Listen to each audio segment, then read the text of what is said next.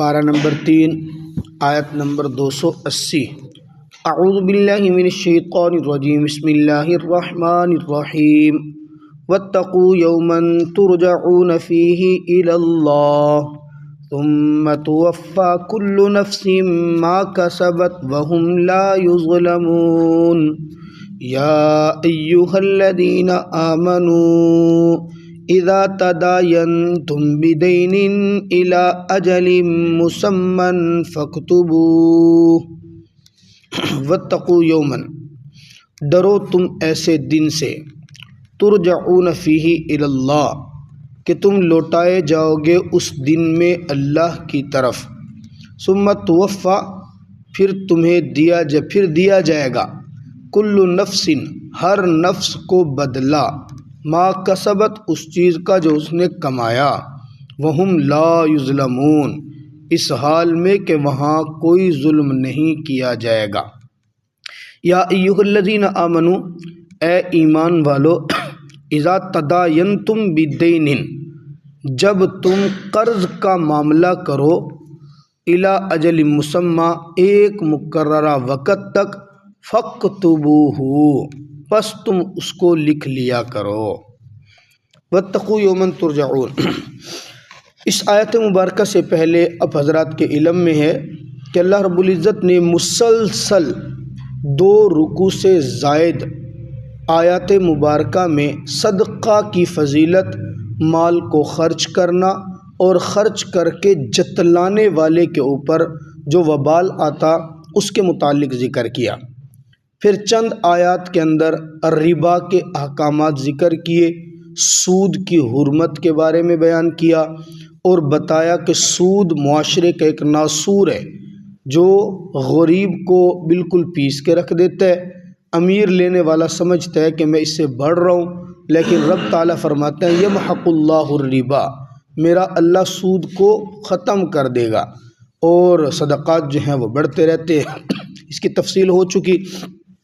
سارا کچھ ذکر کرنے کے بعد، مالی معاملات کو ذکر کرنے کے بعد، اللہ رب العزت اب آخرت کی طرف توجہ دلا رہے ہیں کہ دنیاوی معاملات تو تمہیں بتا دیے ہیں، سود کے معاملات تو تمہیں بتا دیے ہیں، اب سودی معاملات جاننے کے بعد اگر کوئی بندہ کر رہا ہے نا، یاد رکھنا ایک دن ایسا آئے گا کہ جس میں تم نے رب کی طرف لوٹنا ہے، اور جو رب نے وقت لوٹنے کا رکھ دیا نا، اس وقت کو کوئی ٹال نہیں سکتا۔ دنیا کا تو کوئی بھی چھوٹا پروگرام ہو، بڑا پروگرام ہو، کینسل کیا جا سکتا ہے، تبدیل کیا جا سکتا ہے، متبادل صورت اختیار کی جا سکتی ہے، لیکن جو اللہ نے اپنے پاس بلانے کا وقت رکھا ہوا ہے، وہ وقت، وہ گھڑی ایسی طے شدہ ہے، آپ اس وقت کے اندر کتنا ہی اہم کام کیوں نہ طے کر چکے ہوں، لیکن جب رب نے بلانا ہے نا، پھر اس کے بلاوے کا کوئی انکار نہیں کر سکتا۔ یعنی ایک لمحہ بھی کوئی بندہ ملک الموت کو یہ نہیں کہہ سکتا یار آپ تھوڑا سا ٹھہریں، میں صرف گھر میں یہ پیغام دے دوں، آپ تھوڑا سا ٹھہریں، میں صرف اتنا کام کر لوں۔ یہ والی صورت تو انبیاء کے پاس بھی نہیں تھی، سوائے جناب محمد عربی صلی اللہ تعالیٰ علیہ وسلم۔ ان سے آ کے پوچھا تھا اسرائیل نے، یا رسول اللہ آپ کو بلانے کا وقت آ گیا ہے، آپ کی اجازت کیا ہے؟ آپ صلی اللہ علیہ وسلم نے فرمایا تھا جب رب بلا رہا ہے تو پھر مجھے رکنے کی ضرورت نہیں ہے۔ اس کے علاوہ صحابہ کرام ہیں، تابعین ہیں، تبع تابعین ہیں، کسی سے کبھی اسرائیل نے نہیں پوچھا ابھی تو آپ کی زندگی میں بڑے اہم کام رہ رہے ہیں تو آپ کر لیں، یا کسی صحابی نے، تابعی نے کہا ہو، یا آپ صلی اللہ علیہ وسلم کے بعد جناب صدیق اکبر رضی اللہ تعالیٰ بڑے اہم کاموں میں مصروف تھے، ارتداد کا زمانہ تھا، منکرین زکوٰۃ کے خلاف جہاد کر رہے تھے، لیکن جب بات آئی 2 سال چند مہینے کے بعد اسرائیل آئے تو 1 سیکنڈ کے لیے بھی مؤخر نہیں معاملہ ہو سکا۔ اسی طرح آپ نے کئی مرتبہ سنا ہوگا، کئی دفعہ ایسا ہوتا ہے کہ کسی کی بارات جا رہی ہے، دلہن لینے تک نہیں پہنچا، درمیان میں ملک الموت آ گیا۔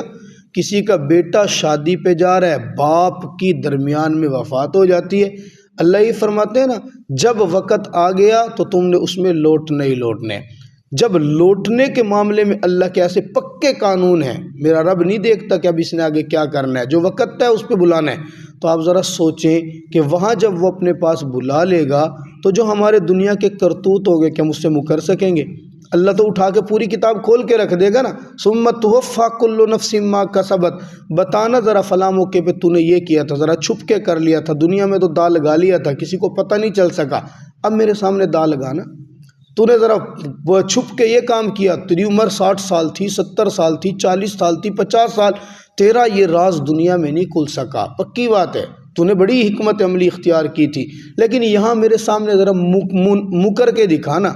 ایسی بھی روایات ملتی ہیں، اللہ رب العزت بندے کو بلائیں گے، بندہ سامنے کھڑا ہوگا، اس کے منہ پہ مہر لگا دیں گے، زبان پہ مہر لگ جائے گی، اس کی انگلی کے پوروں کو میرا رب زبان دے دے گا، اس کی پنڈلی کو زبان دے دے گا، اس کی پاؤں کو زبان. اللہ تو جو چاہتا ہے کر سکتا ہے. اب منہ نہیں بولے گا، زبان نہیں بولے گی، لیکن ہاتھ کی انگلیاں بولیں گی. اللہ میں مجبور تھی، اس نے مجھ سے فلاں موقع پہ فلاں برائی کروائی تھی، اس نے مجھ سے فلاں موقع پہ فلاں غلط کام کروایا تھا، اس نے مجھ سے فلاں موقع پہ فلاں جھوٹ لکھوایا تھا، اور میں مجبور تھی، اس نے لکھوایا تھا. اب میرا رب پوچھے گا بتا کسی اور کو گواہ تیرے اوپر پیش کروں؟ یہ تو تیرے جسم کا عضو تیرے خلاف گواہی دے رہا ہے، تیری ہی پنڈلی تیرے خلاف گواہی دے رہی ہے، تیری ران تیرے خلاف گواہی دے رہی ہے. کوئی تیرے پاس اس کا حل ہے؟ بندہ اس وقت خاموش ہوگا. اللہ ہی فرمایا ثم توفی کل نفس ما کسبت، جو بھی کرتوت کی ہیں، کسبت کا معنی یہ بھی ہو سکتا ہے جو کمائی دنیا میں کی، اچھی کی ہے یا بری کی ہے. اچھی کی ہے تو کمائی بن گئی، بری کی ہے تو کرتوت بن گئے. اللہ فرماتا ہے ہم لا یظلمون، وہاں پہ کسی قسم کا کوئی ظلم نہیں کیا جائے گا. آخرت کی یاد دلانے کے بعد اللہ رب العزت آگے جب چھٹا رکوع شروع فرماتے ہیں، ہم نے اس آیت کا چھوٹا سا حصہ تلاوت کیا، پوری تو آیت کے اندر کافی لمبی وہ آیت ہے، مختصر سے اسے معاشرے کا ایک سب سے بڑا اصول میرے رب نے ذکر کیا. زندگی میں رہتے ہوئے بہت مرتبہ ایسا ہوتا ہے، کبھی کسی سے قرض لینا پڑ جاتا ہے، کبھی کسی کو قرض دینا پڑ جاتا ہے، نہ چاہتے ہوئے بھی کبھی کوئی ایسا سکے والا رشتہ دار سامنے آ کے بیٹھ جاتا ہے اور ایسی کوئی مجبوری سناتا ہے کہ بندہ خود دل چاہتا ہے کہ چلو اس کو یار کچھ قرض دے دوں. اب وہ جو قرض لے رہا ہے اس کو قرض دینے کا اصول کیا ہے؟ سب سے پہلی بات ہمارے معاشرے کے اندر جو بات ہے نا، قرض لینے کا طریقہ اور دینے کا طریقہ وہ یوں ہے عموماً کہ یار عمران مجھے نا 1 لاکھ روپے ضرورت ہے، دینا، پھر میں جلدی دے دوں گا. عمران نے بھی کہا مفتی صاحب خیال کرنا یار مجھے بھی ضرورت ہے، میں نے کہا یار دے دو، میں جلدی دے دوں گا. اس نے میرا حیا کیا، مجھے 1 لاکھ روپے اٹھا کے دے دیا، نہ میں نے بتایا کہ واپس کب دوں گا، نہ اس نے پوچھا کہ واپس کب ملے گا، بس یہ ہے کہ میں جلد لوٹا دوں گا. یہ والا طریقہ قرض دینے کا سراسر غلط ہے، یہ ٹھیک ہے ہی نہیں. قرض کے اندر سب سے پہلی بات یہ ہوتی ہے دینے والا لینے والا وقت متعین کرے کہ کب واپسی ہوگی، تاریخ متعین کرے، وقت متعین کرے کہ میں آپ کو یہ قرض دے رہا ہوں، کتنے دن کے لیے آپ لے رہے ہیں، 10 دن کے لیے، 5 دن کے لیے، کون سی تاریخ کو واپس کریں گے وہ ایک مرتبہ طے کر لیں. اگر بغیر متعین کیے آپ نے وقت قرض دیا تو آپ کو نہ ثواب ملنا ہے، اس کی عید لگ جانی ہے، آپ ساری زندگی اس کے پیچھے بھاگیں گے، شرعاً بھی آپ گناہگار ہوں گے کیونکہ آپ نے وقت نہیں طے کیا. اللہ کا قرآن کیا کہتا ہے؟ اذا تداینتم بدین الی اجل مسمی، ایک وقت متعین کرو قرض دیتے وقت. یہ پہلا اصول. دوسری بات، آپ قرض کسی کو بھی دے رہے ہیں، سکے بھائی کو دے رہے ہیں، کسی قریب بیٹے کو قرض دے رہے ہیں، باپ سے قرض لے رہے ہیں، وہ ایک الگ معاملہ ہے کہ باپ اور بیٹے کے درمیان لین دین کے کیا اصول ہوتے ہیں شرعی طور پہ. لیکن اگر آپ قرض کی صورت بنا رہے ہیں، آج کل تو ہوتا ہے باپ سے بھی قرض لیا جاتا ہے، باپ کو قرض بھی دے دیا، تو فرمایا فَاكْتُبُوا، اس کو لکھو.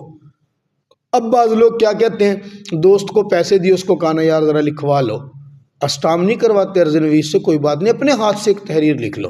وہ کہتے ہیں یار میرے اوپر اعتبار نہیں ہے، تو میرے ساتھ بھی لکھ پڑھ کر. بھائی اعتبار کی بات نہیں ہے، شریعت کا حکم ہے، اس پہ ناراض ہونے کی ضرورت نہیں ہے، یہ تو شریعت کا حکم ہے، شریعت کہہ رہی ہے لکھ لو. انسان کی میموری کتنی تیز ہو، حافظہ کتنے تیز ہو، بالآخر اس نے بھولنا ہے. اگر نہیں نہ بھولنا تو بھولنے کا ناٹک کر لینا، پیسہ چیز ہی ایسی ہے. حقیقی بھائیوں میں جھگڑا کروا دیتا ہے. تحریر لکھنے کا شریعت کیوں حکم دیتی ہے؟ تحریر کی آپ کسی بھی رشتہ دار سے جب بات کریں گے نا، حالانکہ ابھی وہ لکھی نہیں گئی، اس کے دماغ پہ ایک دم سے بوجھ پڑتا ہے، یار لکھ پڑھ کی ہے، ہمارے ساتھ بھی لکھ پڑھ کا معاملہ، یہ کیوں اتنا بوجھ آ رہا ہے؟ کوئی اہمیت ہے تو شریعت کہہ رہی ہے نا لکھو. تو اس لیے قرض کے معاملے میں کبھی بھی ان 2 معاملات میں سے کبھی نہ کیا. جس نے کاروباری حضرات سے لوگ ادھار لے جاتے ہیں چیز، یار یہ مجھے فلاں چیز دے دو، میں نے آپ کو جلد دے دوں گا. بھئی وہ جلد کب ہوگی وہ طے کریں، وہ آپ کا جلد کا معاملہ کب ہوگا. 1 مہینے کا ٹائم ہے، 2 مہینے کا ٹائم ہے، 10 مہینے کا ٹائم ہے، سال کا ہے، بس طے کر لو۔ آپ جو وقت لینا چاہتے ہیں نا وہ وقت متعین ہونا ضروری ہے۔ بغیر متعین وقت کے کوئی قرض لینا یا دینا یہ شرعاً ٹھیک نہیں ہوگا۔ اللہ تعالیٰ مجھے آپ کو سمجھنے کی توفیق